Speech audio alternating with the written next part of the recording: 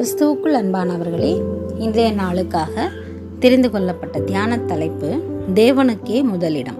வேத பகுதி பரிசுத்த மத்தேயு எழுதின நற்செய்தி நூல் 10ஆம் அதிகாரம் வசனங்கள் 34 முதல் 37 முடிய. தேவன் அன்பாகவே இருக்கிறார்.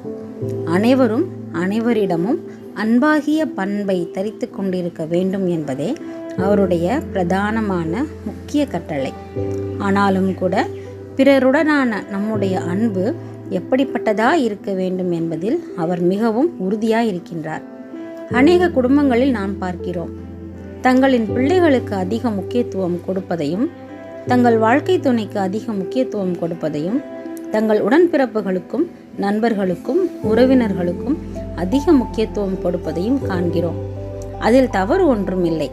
ஆனால் அதுவே தேவனுக்கு மேலாக தேவனை மறந்துவிடும் அளவுக்கு போவதை அவர் நிச்சயமாகவே விரும்புவதில்லை.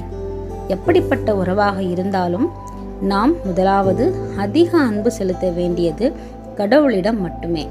இதனை நாம் கடைபிடிப்பதும் நம்மை சார்ந்தவர்களுக்கு கற்றுக் கொடுப்பதும் நம்முடைய பிரதான கடமையாக இருக்கிறது.